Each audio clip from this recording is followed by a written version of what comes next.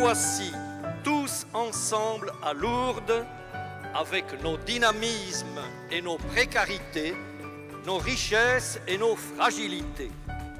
Si nous sommes ici, c'est que nous croyons que la fraternité est réellement possible, car parmi nous, il n'y a pas de sans-voix. Chacun peut parler et être écouté. Personne n'est trop pauvre pour n'avoir rien à dire. Notre démarche, nous allons la vivre dans la foi chrétienne, car nous nous sommes rendus compte peu à peu que les rejetés et les humiliés de la terre nous font découvrir l'humilité de Dieu qui est le cœur de son amour. Acceptons de recevoir de ces personnes ce qu'elles ont à nous donner. Dans ces perspectives, je déclare ouvert notre rassemblement Diaconia, servons la fraternité.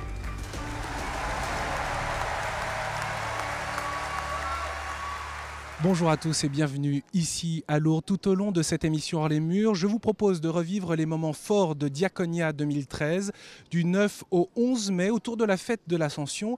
12 000 personnes se sont retrouvées ici, des personnes souvent en situation de précarité, des personnes fragiles, exclues. Elles étaient accompagnées par des chrétiens qui cheminent avec elles au quotidien. S'il y a des moments rudes, des épreuves de la vie qui sont difficiles, eh bien on a vu à Lourdes de la joie, des sourires, une qualité de relation. Lorsque la bonne nouvelle est annoncée aux pauvres, comme l'a dit Jésus, eh bien cela chamboule des vies. Des personnes vont en témoigner dans cette émission. Nous retrouverons également les temps forts des célébrations, les forums, les animations différentes qui ont eu lieu tout au long de ces 3 jours. Nous sommes avec Daniel Bassiel. Bonjour. Bonjour. Vous êtes l'un des pivots de Diaconia. Vous avez préparé ce rassemblement depuis de longs mois parce que c'est une démarche qui s'enracine dans le temps. Au fond, c'était un défi, une aventure? Oui, je crois que c'était vraiment un défi de réunir 12 000 personnes venant de tous les diocèses de France et surtout que parmi elles, il y ait au moins 3 000 personnes en situation de fragilité ou de précarité, avec une grande solidarité dans les diocèses pour permettre à ces personnes de venir. Vous êtes diacre permanent du diocèse de Lille. Vous avez forgé votre expérience d'une certaine manière auprès de la communauté Magdala, une communauté de vie avec les personnes en situation de précarité. Au fond, c'est quoi l'intuition? Qu'est-ce que vous souhaiteriez faire vivre? Je crois que vraiment l'intuition, c'est que c'est dans cette relation-là qu'on apprend à se reconnaître frères et sœurs et qu'en fait, on vit vraiment une réciprocité. Donc ça, c'est quelque chose de très très fort. Chacun a de la valeur, les pauvres ont des richesses à partager. Ça a été vraiment un des thèmes forts de ce rassemblement. Et je crois que ça, eh bien, tant qu'on ne l'a pas expérimenté, tant qu'on n'a pas expérimenté cette relation-là, eh bien, on ne peut pas comprendre. Et donc là, pendant ces 3 jours, il y a eu une expérience forte de fraternité vécue, de partage, de réflexion ensemble, de fête, de chant, de joie, de prière. Et je crois que c'est ça qui va permettre que des choses continuent. Daniel, je vous propose de vivre les premières heures de ce rassemblement avec le groupe de la Diaconie du Var qui anime depuis plus de 30 ans maintenant ce service de la charité dans le diocèse de Fréjus-Toulon. C'est un reportage de Coraline Salvoche. C'est une des délégations les plus importantes du rassemblement Diaconia. Avec 300 personnes, le Var est venu en nombre.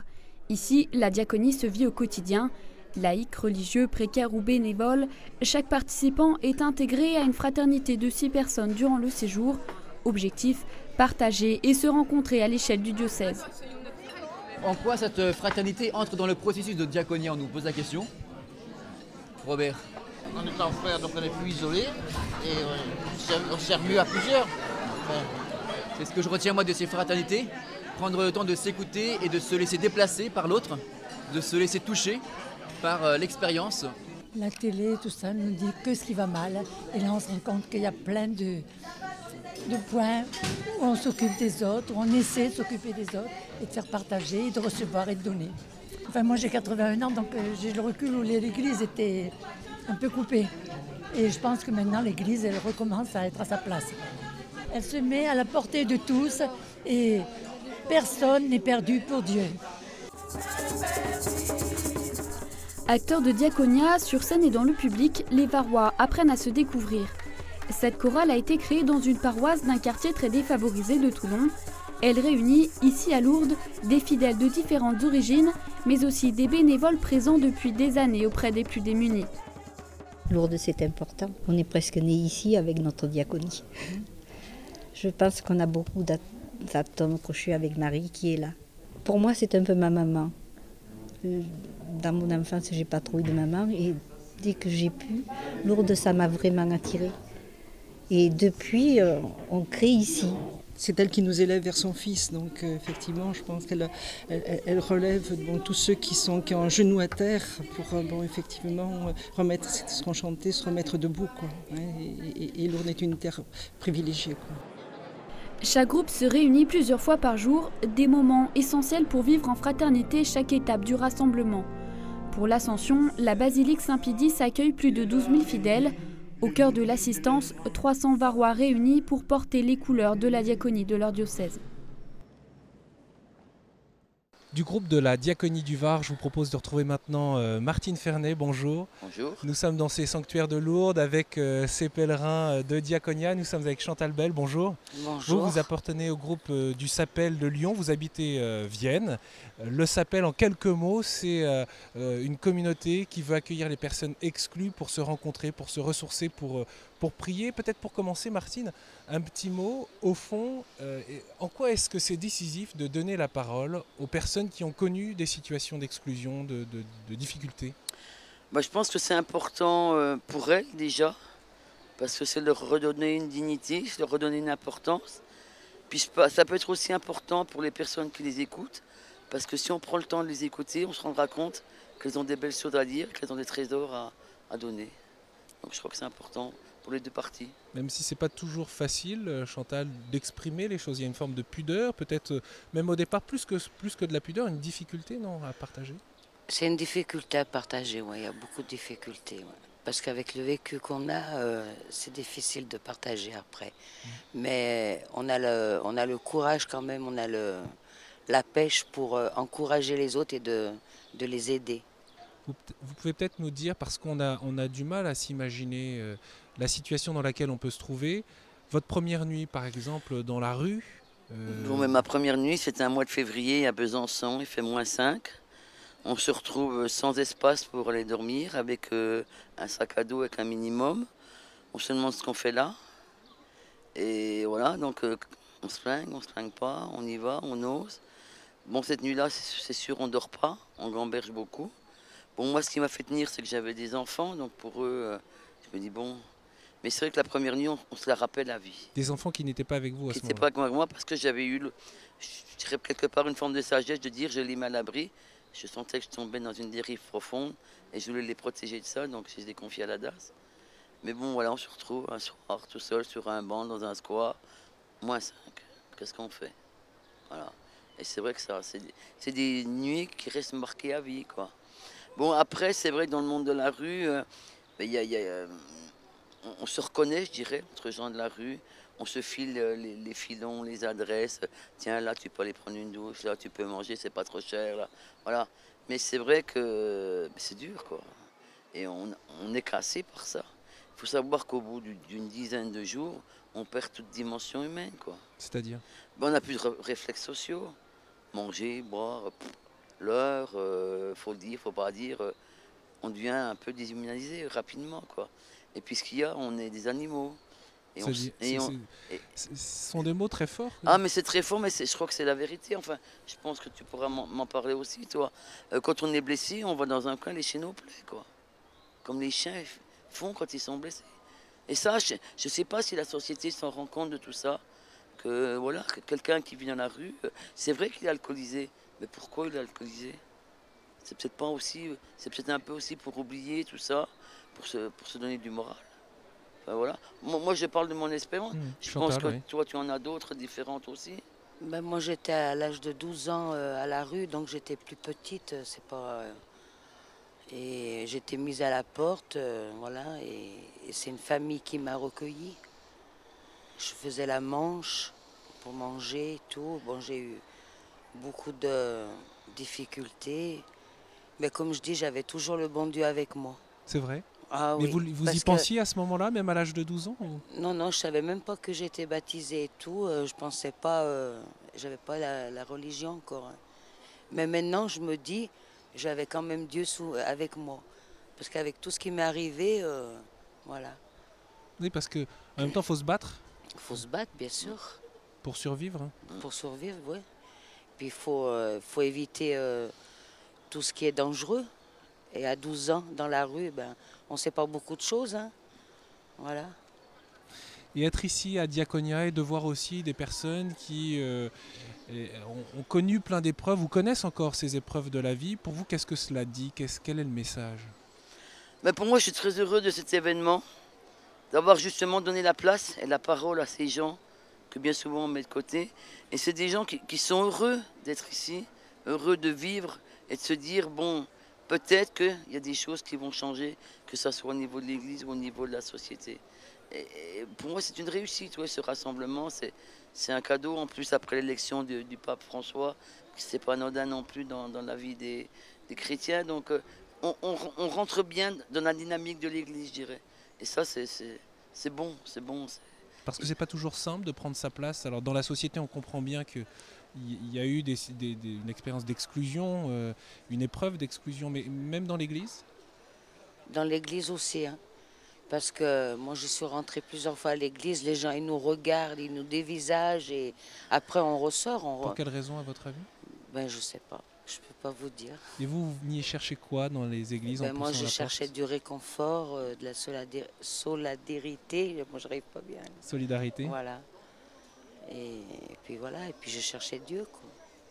Le 16 mars, à la journée diocésaine de Lyon, de Diaconia, il y a eu une représentation de théâtre. Je vous propose justement d'en regarder un extrait, puisque vous en faisiez partie de cette pièce qui disait un peu la situation des personnes à la fois dans la société et dans l'Église. C'était donc à Lyon, nous y étions, cette représentation de théâtre. Une scène des boîtes aux lettres. Dans ce hall d'immeubles reconstitué, ces acteurs en herbe jouent une pièce qu'ils connaissent bien, les galères de la vie, de leur vie. Ce qui vous arrive? Ouais, la retraite, il me donne tellement peu que... Dans ce rôle, Frédéric est une personne en situation de précarité, une situation également vécue. Moi, ma pension a diminué, c'est vrai. C'est à peu près mon cas que j'ai joué. C'est très difficile et c'est normal d'aider tout le monde. Parce que la première chose qui compte chez les gens, c'est un appartement, même petit, et un travail. Et puis on finit sa vie, et bien, il faut retravailler parce qu'on n'est pas assez payé à la retraite. Donc c'est des gens qu'il faut réfléchir sur la condition humaine. Réfléchir à la condition humaine. Avec cette rencontre Diaconia, la journée est dédiée à la parole donnée à des personnes fragilisées, qu'elles soient handicapées, sans domicile, touchées par l'alcoolisme, blessées de la vie tout simplement. Chacun ici a droit à une écoute. Je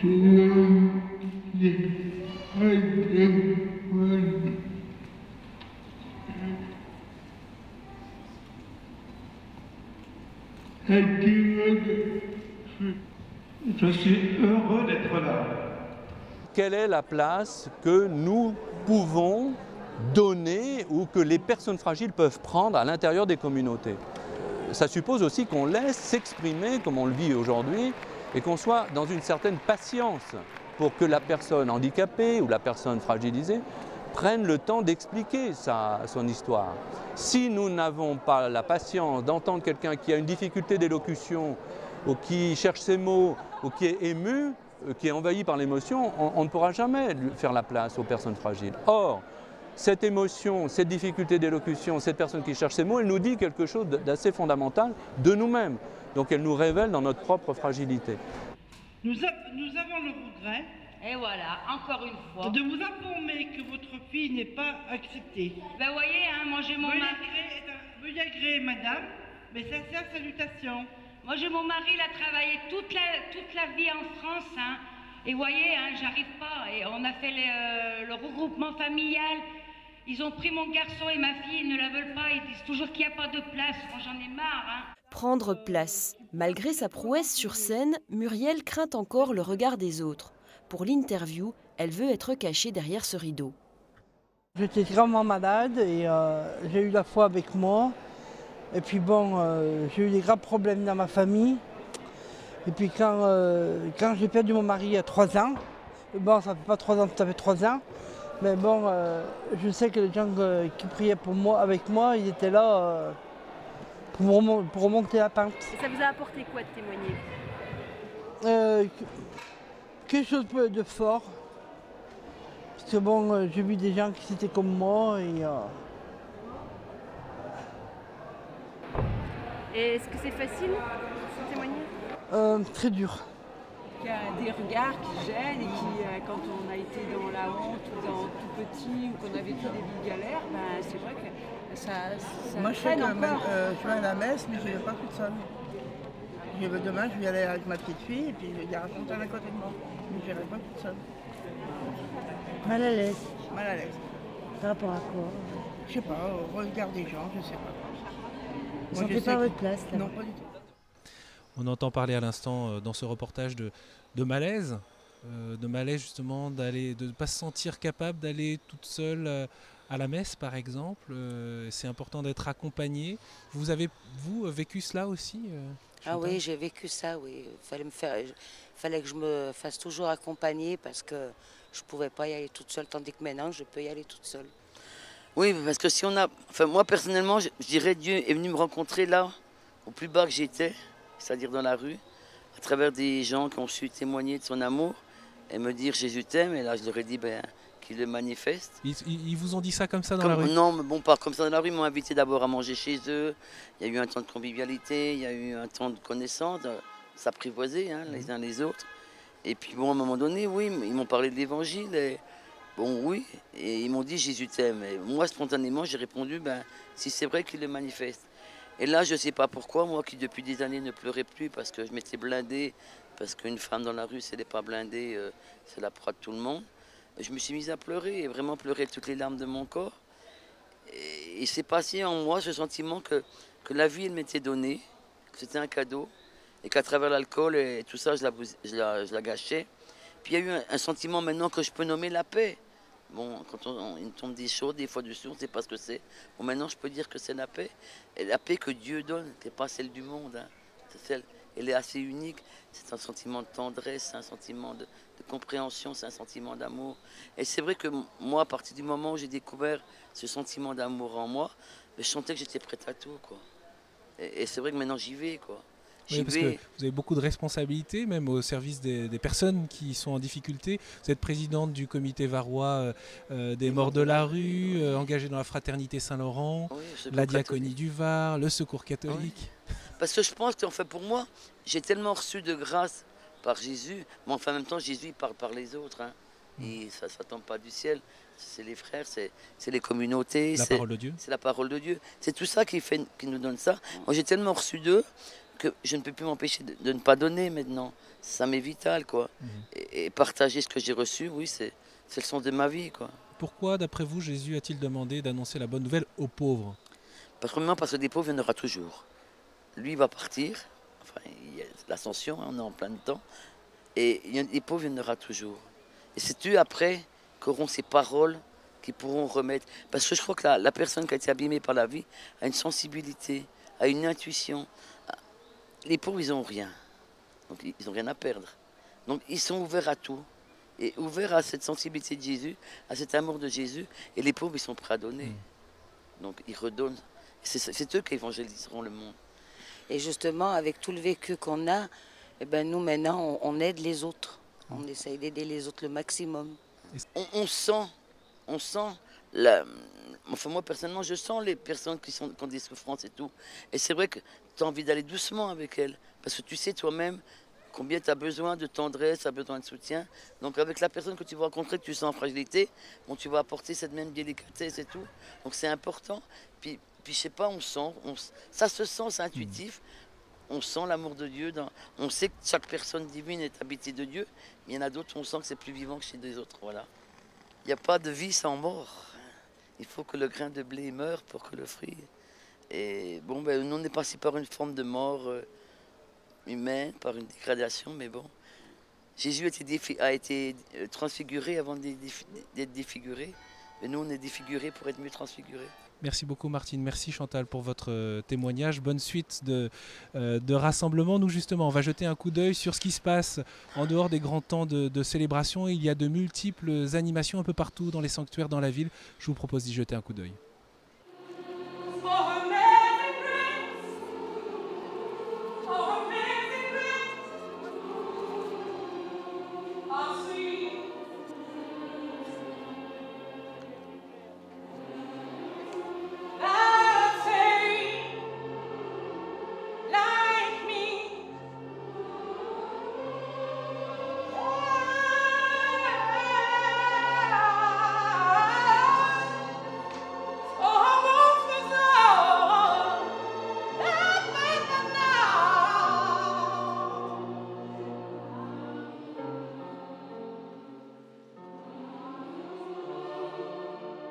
Audrey ne peut pas avoir une scolarité normale, entre guillemets, elle ne peut pas aller au lycée.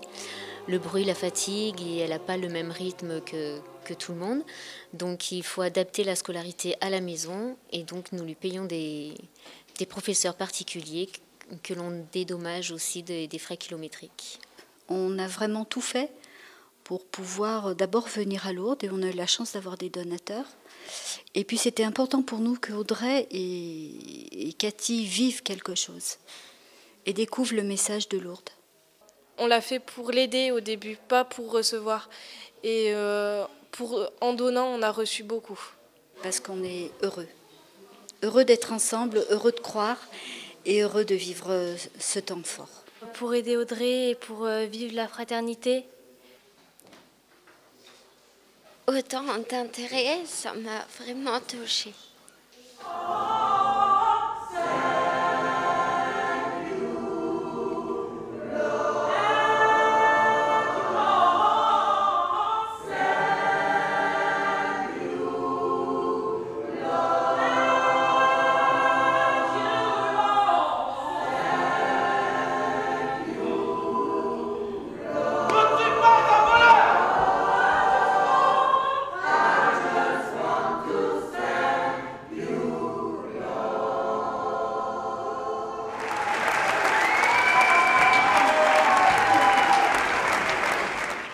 Et puis il y a des forums ici à Diaconia, des forums participatifs comme celui-ci dans l'hémicycle Sainte-Bernadette, faire face au chômage, cet hémicycle qu'on a l'habitude de retrouver pour l'Assemblée plénière des évêques.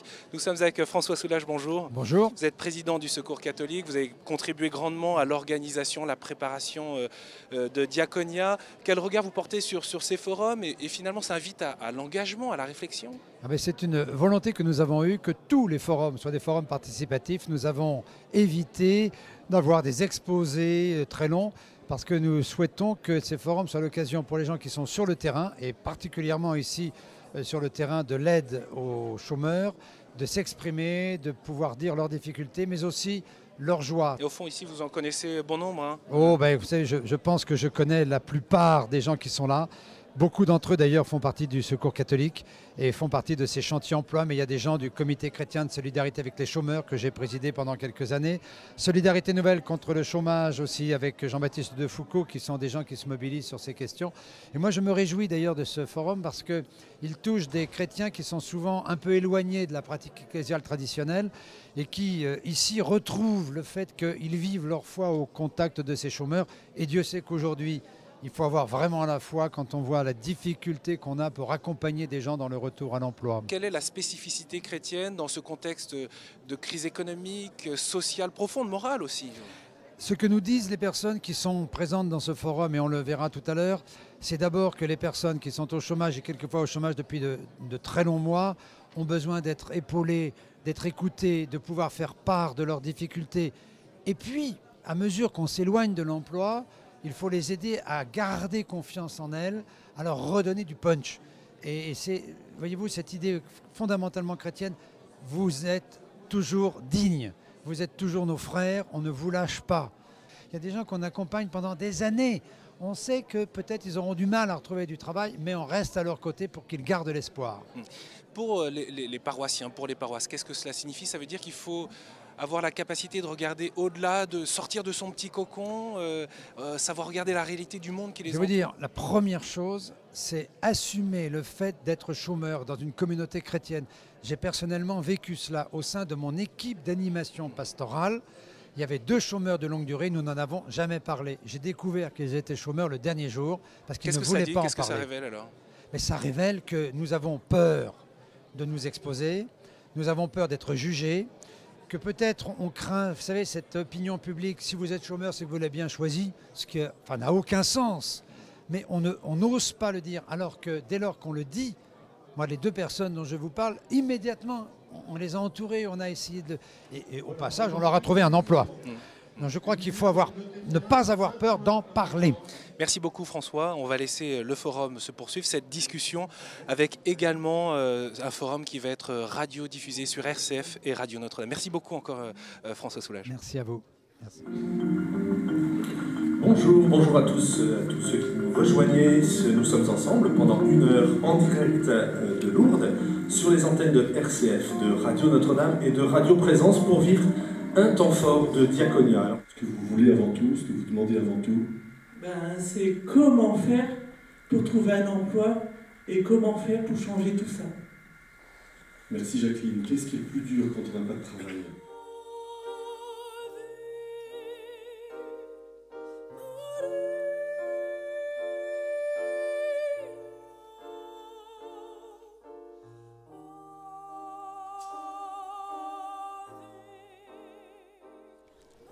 Dans une société où tout va vite, les sanctuaires se sont immobilisés pendant de longues minutes pour ce freeze mob, pour manifester que l'être a plus de valeur que de l'avoir ou l'agir, et que la fraternité est plus forte également que l'exclusion.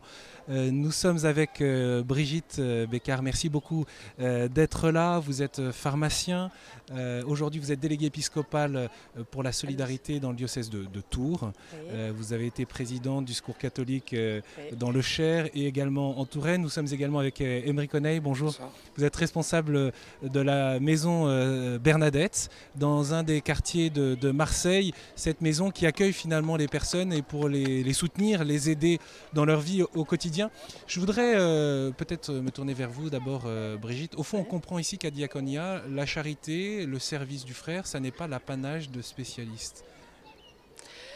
Oui, c'est ça qu'on essaie de faire passer, c'est que chacun là où il est, et chaque chrétien dans sa vocation de baptiser, a aussi la vocation de la charité et aussi tout le monde peut être au service du frère. Et j'imagine, s'il y a Diaconia, c'est que finalement, on a un long chemin à faire. Il y a une conversion d'une certaine manière, Émeric. Il y a à découvrir que je crois la personne humaine, elle a besoin de dormir, de manger et de servir l'autre. Voilà. Et je crois que quand on se prive du service du frère, on se prive d'une partie de son humanité et de sa vie avec le bon Dieu. On a besoin de servir l'autre. Voilà, effectivement, il faut un déclic. Brigitte. J'ai entendu un appel un jour pour servir des petits déjeuners à des SDF au Secours catholique. Je ne connaissais pas le Secours catholique. J'y suis allée, je ne sais pas pourquoi. Peut-être pour découvrir un monde que je ne connaissais pas, des gens. Et j'ai découvert que les gens ne viennent pas dans un accueil pour manger. Ils peuvent venir pour manger et boire, mais ils attendent aussi autre chose. Et c'est ça qui est important, c'est que quand on parle de service, on parle beaucoup de matériel. Et dans cet accueil petit déjeuner, on a fait beaucoup de choses avec ces personnes. On a beaucoup partagé, beaucoup échangé. Je n'ai jamais servi le petit déjeuner, j'ai pris le petit déjeuner avec, j'étais assise, on parlait, on discutait, on échangeait, on a fait des repas. Et puis il y a aussi une recherche de sens que les personnes ont comme tout le monde. Mais vous y attendiez ou pas? Non, pas du tout. C'était le choc de ma vie et ça va transformer ma vie puisque à partir de là, vie, alors. Oui, ça va changer ma vie. Mais quand on a l'expérience que j'ai eue et que tu as eue sûrement, c'est que on sait que c'est très riche et que c'est quelque chose de magnifique d'aller à la rencontre de l'autre. En fait, on se laisse déstabiliser, mais on reçoit aussi beaucoup et du coup, on a envie d'y aller. Enfin, on ne peut plus s'en empêcher, il me semble. Parce que par rapport à ce que tu dis, c'est marrant parce que ton expérience, elle rejoint un peu ce que je vis aujourd'hui dans une cité. Et j'ai un peu le sentiment que finalement, le grand message de ces gens qui habitent là, c'est réhumanisons notre société. C'est reprenons les choses dans le bon sens. On est des gens. On n'est pas des gens qui font ça ou qui font ci, on n'est pas des gens qui font peur ou qui ne sont pas de la même couleur ou qui sont pas de la même... On est des gens et on demande à rencontrer d'autres gens, quoi. Voilà. Et c'est marrant, parfois j'ai vraiment le sentiment que c'est ce que crient nos quartiers. On a peur de la cité parce que quand on en parle dans les médias, on parle de brûleurs de voitures, mais c'est pas ça. C'est d'abord des quartiers où on vit. C'est d'abord des quartiers où on se parle, c'est d'abord des quartiers où les gens font attention aux autres. Et ça, c'est un peu une impulsion qui pourrait être donnée, je dirais, à notre société d'une manière très générale. Alors c'est ce que tu dis dans ton expérience. Forcément, avec mon épouse, on a fait la même quand on s'est retrouvé au Brésil, dans des bidonvilles où les gens nous disent appelle-moi par mon prénom et puis puisque tu me rends service, je vais t'apporter toute ma richesse aussi. Et puis c'est ce que dit Diaconia aujourd'hui à la société. Elle dit regardez, ou à l'église, regardez, on veut réhumaniser nos rapports, quoi. Et c'est un cri qui est d'autant plus fort, je pense, dans une société où les gens, parce qu'ils ont peur, le réflexe c'est d'abord de se renfermer sur soi, quoi. Donc là on est en train de dire non, puisque vous avez peur pas à cause de l'emploi, à cause de la violence, à cause de plein de choses, au contraire, ouvrez-vous aux autres, quoi.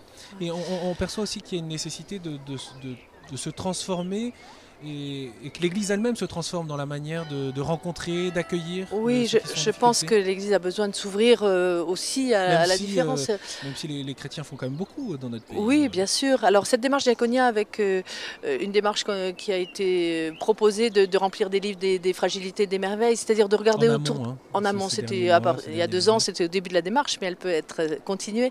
C'était aussi de regarder à côté de soi, mais tout simplement dans sa famille, auprès de ses amis, dans sa paroisse, dans son environnement, dans son travail, tout ce qui faisait les fragilités des personnes et tout ce qui provoquait aussi la solidarité et aussi l'émerveillement. Et on s'aperçoit qu'il y a des choses toutes simples et quelquefois on va chercher des choses extraordinaires. Non, il y a des choses toutes simples. Pour reprendre, moi je suis très marqué là ces jours-ci. On est dans Lourdes, c'est un lieu eucharistique avant d'être un lieu d'être marial. Et je crois que c'est ça, c'est ce que je revis en ce moment en étant ici. Je me dis, en fait, il y a vraiment quelque chose qui est indissociable entre l'amour de l'Eucharistie et l'amour du frère, quoi. Et je crois que c'est pour ça que c'est une conversion. C'est-à-dire qu'on ne peut pas n'aimer que le frère, on ne peut pas n'aimer que l'Eucharistie. L'un va avec l'autre. Et c'est ça, en fait, ce qui est en train de se passer. Et je pense qu'elle est là, la conversion. Elle veut dire, il y a des gens qui passent leur temps dans leurs églises, mais qui ne servent pas le frère, ça ne sert à rien. Il y a des gens qui passeraient leur temps à servir, mais qui ne vont jamais dans les églises, et ça ne sert à rien non plus. Ça va ensemble. Et finalement, la conversion, elle est là. Parce que le frère me déplace comme l'Eucharistie me déplace, et l'Eucharistie me déplace comme le frère me déplace. Et c'est ça, c'est ensemble, quoi. Avec une distinction, mais c'est ensemble, voilà. Et c'est pour ça que c'est beau que ça se passe ici, je trouve. Ah oui. Cette démarche de Diaconia, on a essayé de sensibiliser les paroisses, de les faire bouger aussi, donc c'est très, très lent, très difficile. Donc là, on laboure, on sème, mais... Qu'est-ce qui est le plus dur, finalement? Vous avez l'impression qu'il y a des résistances, Oui, il y a des résistances, bien sûr, parce que c'est être attentif au plus petit et marcher au rythme du plus petit. Ça veut dire qu'il faut ralentir son propre rythme, donc c'est pas toujours évident. Et c'est regarder autour de soi, c'est regarder l'autre comme une personne, se laisser regarder aussi. Donc les gens peuvent avoir peur, c'est humain. Alors je pense qu'à nous qui avons déjà vécu ces rencontres et d'avoir le visage de l'amour aussi, d'avoir le visage de la contagieux, enfin d'être contagieux dans cet amour qu'on ressent et qui nous vient du Christ. Mais aussi essayer de proposer des lieux de rencontre, parce que peut-être dans l'église est assez mixte, mais la mixité sociale, la mixité, elle n'est peut-être pas assez dans l'église. Les pauvres, ils ne seront peut-être pas assez dans l'église, ils ont aussi des choses à nous apporter.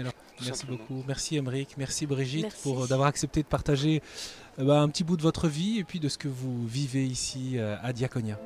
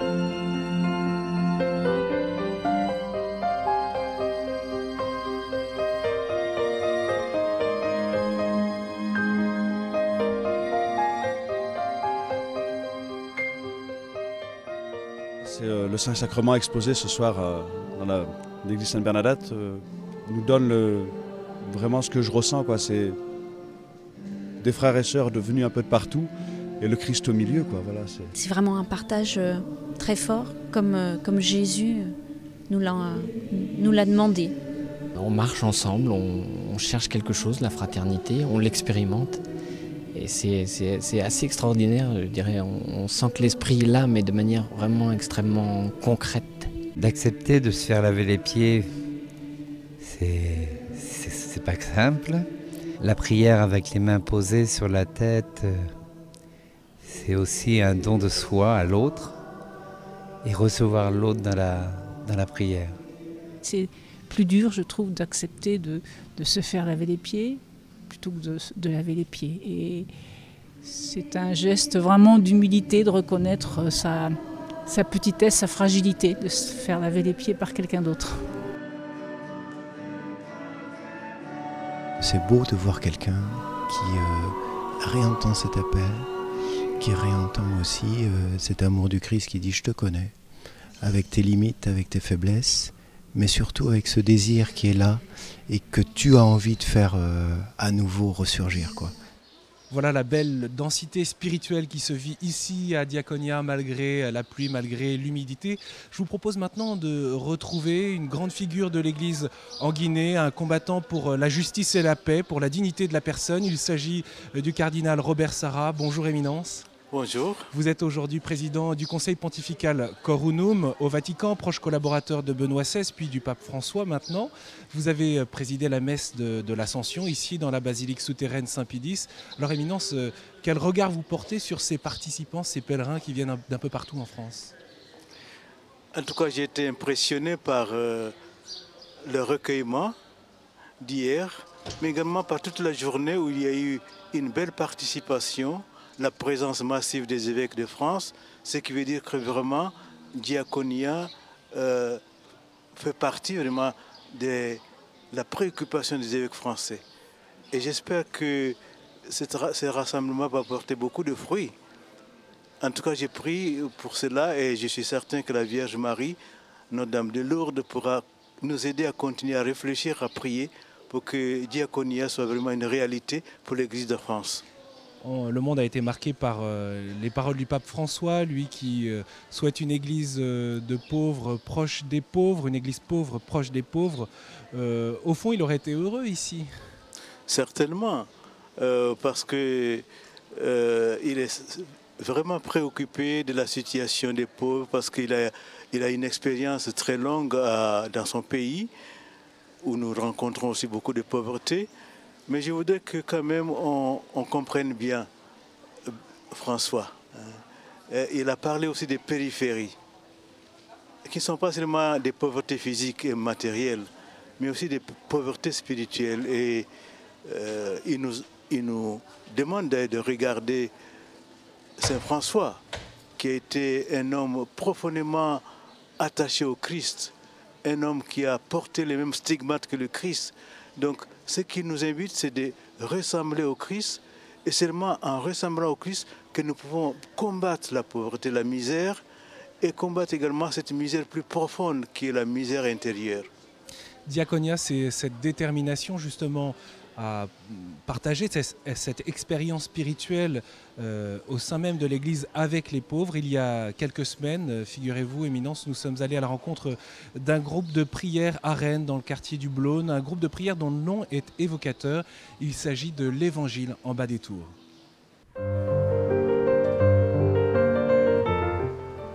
Des tours et des immeubles à perte de vue, bienvenue au Blône, un quartier populaire de Rennes. Chaque vendredi après-midi, un petit local est mis à disposition du collectif L'Évangile au bas des tours. Ici, depuis 15 ans, les habitants viennent vivre un moment de prière et de partage autour de la parole de Dieu. Jésus et ses disciples arrivent à Jéricho. Et tandis que Jésus sortait de Jéricho, avec ses disciples et une foule nombreuse, un mendiant aveugle, Bartimée, le fils de Timée, était assis au bord de la route. Apprenant que c'était Jésus de Nazareth, il se mit à crier « Jésus, fils de David, aie pitié de moi !» Parmi les membres du groupe, Marie-France, bénévole depuis 12 ans. Alors, l'évangile au bas des tours, c'est d'abord une invitation qui se fait de personne à personne. C'est une invitation qui est ciblée, puisqu'on sait qu'on y partagera la parole de Dieu. Mais c'est une invitation qui est chaleureuse, puisqu'on s'écoute, on s'accueille, on partage un café, un gâteau, mais aussi la vie de chacun. Cette lecture de la parole de Dieu redonne confiance en chacun. On a du partage et puis ça conforte parce que ça va rejoindre en fait nos états d'âme, nos états d'esprit, nos états de pensée, quoi. Et on voit que c'est cohérent les uns des autres dans ce qu'on peut échanger. Tout commence en 1995 lorsque Marie-Paul, chargée du nettoyage des trains, vient se confier à sa collègue sœur Michel. Un soir, en revenant d'une réunion syndicale, donc dans la voiture, on discute et elle me dit « Ah Michel, hier soir, j'avais tellement envie d'entendre lire la parole de Dieu que j'ai entendu, les témoins de Jéhovah sont venus chez moi et je leur ai demandé de me lire la Bible. » Voilà, ça c'est la parole qui nous a lancés. Ensuite, eh bien, ayant entendu ça, je ne pouvais pas garder ça pour moi. Donc je suis allée voir Gérard, qui était un prêtre de la paroisse avec qui je travaillais à l'époque, et je lui ai raconté ça. Et il me dit, écoute, si Marie-Paul veut, on peut aller chez elle. Donc voilà comment ça a commencé. Marie-Paul est aujourd'hui décédée, mais depuis tous les vendredis, ils sont 5, 10 et même parfois 20 à venir méditer l'Évangile. Cabossés par la vie, à la recherche d'un emploi ou isolés à la suite d'un divorce ou d'une maladie, ils viennent ici se confier, trouver du réconfort. Je voudrais faire ci, faire ça, aider celui-ci ou celui-là. Et non, je suis là. La seule chose que je peux faire, c'est prier. Et dire au secours, au secours. Le dialogue, un premier pas nécessaire pour se rapprocher de Dieu et grandir en sainteté. Et là, j'ai découvert que c'était un Dieu d'amour. Et je suis en train de découvrir. Je suis encore en marche. Là. Parce qu'après le divorce, je m'étais, je veux dire un mot, excommuniée. Bon, j'ai parlé avec des prêtres de groupe et tout. On m'a dit, non, c'est pas ça, quoi. C'est pas ça.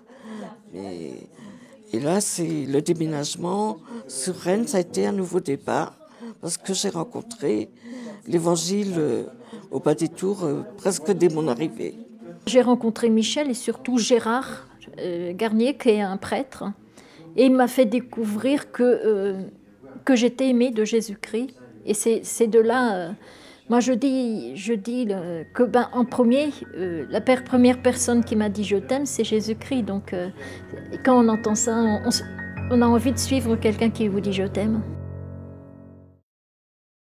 Voilà, et plusieurs personnes de ce groupe de prière, l'Évangile en bas des tours, eh bien, elles sont présentes ici à Lourdes. Alors, Éminence, on se tourne vers vous. Vous regardiez attentivement ces témoignages. Et c'est vrai qu'il faut de l'audace évangélique, finalement, pour proposer l'Évangile à ces personnes dont on pourrait dire qu'elles ont peut-être besoin aussi beaucoup d'assistance sociale, de l'aide économique. Mais l'homme ne vit pas que de pain, et c'est l'Évangile d'ailleurs qui le dit. Vous savez, lorsqu'on regarde la vie de Jésus, on constate que les gens le suivaient, non pour avoir du pain, mais pour entendre la parole de Dieu. Et après, quand ils voyaient qu'ils avaient faim, ils multipliaient les pains et leur donnaient à manger. Mais ce qui préoccupe les gens, c'est d'abord d'écouter la parole de Dieu. Parce que la parole de Dieu est également une nourriture pas physique, mais intérieure. Et je suis impressionné d'entendre ces personnes qui étaient découragées, parce qu'après un divorce, ils se sentaient seuls. Et la parole de Dieu nous fait redécouvrir que Dieu nous aime, qu'il est un Père. Et ça nous aide à repartir à nouveau vers un monde nouveau, un monde de fraternité et d'amour.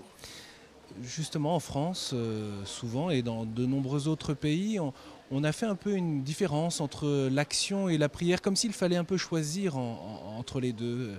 Pourquoi ce dysfonctionnement, d'après vous, et comment y remédier aujourd'hui?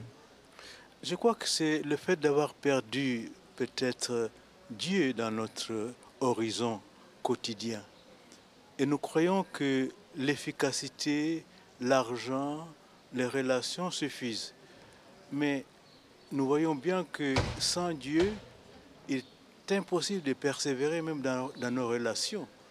Nous devons quotidiennement aller à la source de ce qui alimente nos relations humaines. Et c'est Dieu qui est la source de cet aliment, cet amour qui fait que nous puissions vivre en fraternité. Et également avoir une autre vision sur la vie qui n'est pas seulement matérielle, mais qui est spirituelle. Et je pense qu'aujourd'hui, l'homme doit retrouver cette dimension spirituelle qui fait partie également de sa recherche intérieure. Et sans le Christ, l'Église ne serait qu'une ONG pieuse, c'est ce qu'avait dit le pape François dès le lendemain de son élection. Exactement. Sans le Christ, l'Église n'existerait pas. Le pape nous a indiqué qu'il faut la nouvelle évangélisation. Il faut avoir le courage d'annoncer le Christ. Et annoncer le Christ, ce n'est pas une question de parole, c'est un témoignage. Saint Paul le dit aussi, la foi ne s'exprime, ne se traduit, n'opère qu'à travers la charité. Et donc je pense qu'aujourd'hui, la nouvelle façon d'évangéliser, c'est de vivre pleinement cette découverte de Dieu qui est amour. Vous n'avez pas mâché vos mots dans votre homélie ici à la messe de l'Ascension pour dénoncer nos sociétés dominées par les roses de l'argent et du sexe et les profondes déviations anthropologiques et sociales, et d'ailleurs dont les premières victimes sont les plus fragiles, au fond. C'est évident que je crois qu'aujourd'hui, en Occident au moins, il y a une grande crise qui menace notre humanité. Et je pense que le Christ est là justement pour sauver notre humanité. Et nous devons retrouver le Christ pour nous faire redécouvrir le respect de la nature, le respect des lois de la nature, le respect de l'homme. Et sans ce respect-là, nous accentuons nos fragilités. Beaucoup disent que les pauvres nous évangélisent, nous tournent vers Dieu. Et je pense que c'est cette expérience que nous voyons aussi dans différents témoignages que j'ai entendus depuis que je suis à Lourdes. Merci beaucoup, Éminence. Le temps s'écoule vite en votre compagnie. Justement, je vous propose de retrouver quelques paroles et quelques témoignages de ces personnes, de ces participants ici à Diaconia à Lourdes, avant de retrouver ensuite la basilique souterraine pour la messe d'envoi.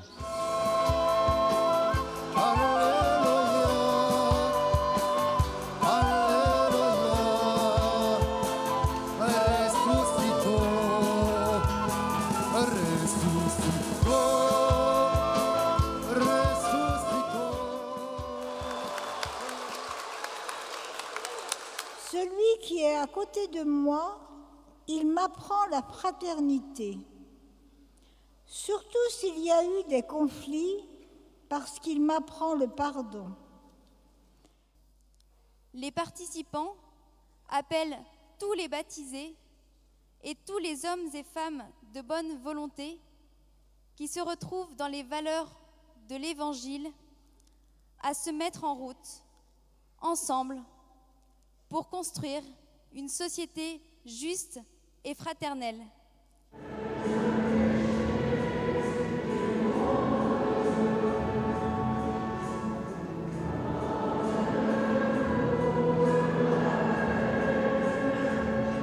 Devant aucun homme, devant aucune femme, devant aucune existence, devant aucune blessure de la vie, nous n'avons le droit de détourner les yeux, nous n'avons le droit de désespérer. Nous sommes témoins de celui qui ne désespère jamais.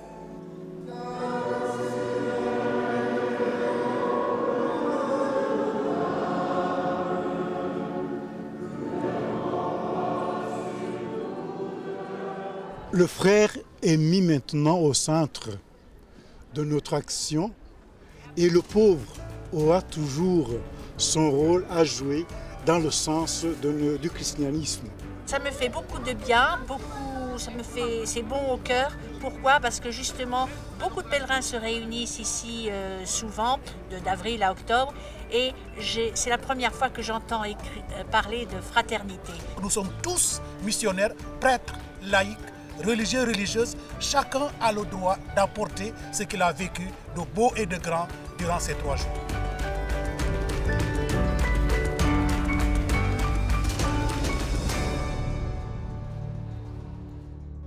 Ainsi s'achève notre émission qui, j'espère, est une invitation à vous engager auprès des personnes fragiles, les plus précaires de notre société, celles qui sont exclues. En tout cas, Diaconia 2013 laisse une empreinte profonde pour tous ceux qui ont participé ici à ce rassemblement. C'est 12 000 personnes et l'on pressent également que ça laisse une empreinte dans l'Église en France, que quelque part il y a un souffle. Monseigneur Blacard, bonjour, vous êtes évêque d'Orléans. Qu'est-ce que vous percevez, qu'est-ce que vous attendez maintenant de Diaconia 2013 ? Eh bien, Diaconia, c'était 12 000 personnes présentes, et donc que ces personnes soient 12 000 témoins dans leur mouvement, service, aumônerie, que la fraternité, eh bien, fait partie de notre nature de baptiser, que ce n'est pas une option. Fondamentalement, nous sommes là pour déployer la charité du Christ autour de nous et que ça donne beaucoup de joie, même si ça peut donner des soucis aussi, mais ça donne aussi beaucoup de joie. Oui, ça chamboule une vie, comme on a pu l'entendre au fil de cette émission. Ça doit transformer nos paroisses, mais aussi notre pays. Oui, parce que notre pays connaît des difficultés, comme d'ailleurs le monde dans son ensemble. Et de fait, dans des temps difficiles où certains pourraient être tentés par la tentation du repli, nous rappeler que la fraternité, au contraire, eh bien, c'est le seul moyen d'aller de l'avant et de redonner de l'espérance à notre monde. Merci beaucoup, Monseigneur Blacard. Je rappelle d'ailleurs qu'au 1er juillet, vous prendrez la présidence du Conseil national de la solidarité pour les évêques de France. Je remercie également l'équipe de Diaconia, celle des sanctuaires de Lourdes pour leur accueil ici. Merci également à Henri de Mérindol, réalisateur, à Coraline Salvoche et Charles-François Brejon, les journalistes qui nous ont accompagnés tout au long de cette émission. Merci aux équipes de KTO mobilisées pour vous faire vivre cet événement. Cette émission, bien sûr, vous la retrouvez sur le site internet de KTO. À très bientôt.